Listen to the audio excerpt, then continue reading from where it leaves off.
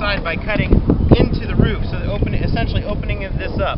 Then we're going to put a covering over that and a shingle over that. It allows the roof to ventilate through the peak, which is the optimum place to ventilate because, as everyone knows, heat rises. It then draws air in from the soffits, which are located at the eaves under the gutters, and it creates a nice flow, ventilating your attic and keeping it free from moisture.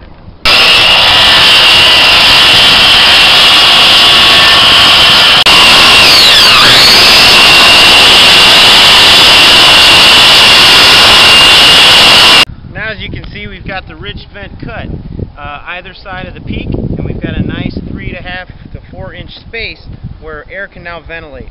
This square footage is going to be much greater than a couple square foot of vents would have provided.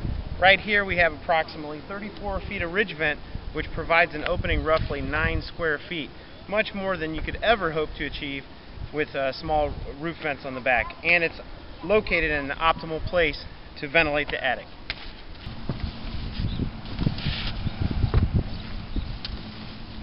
Got it? This is the GAF Cobra Roll ridge vent. There are many types of ridge vent. This just happens to be one of them. What it does is it covers that opening on either side, and we can then nail it down at the truss locations all along the ridge. This will then get a hip and ridge shingle over top of it, leaving only a slight profile that's barely detectable from the street, but it will allow all that air to ventilate right out through that mesh, but the mesh keeps bugs and insects, birds, and other unwanted pests out of your attic space. It's a simple solution. You can see the finished ridge vent here, and you can see underneath, if you look, you see that small area where you have the ridge vent, the Cobra Roll ridge vent, protecting bugs and insects from getting inside of your attic. But it allows the attic to breathe. It allows that air to escape, which is very important to get rid of heat and moisture. Now we have a finished roof and a finished ridge vent.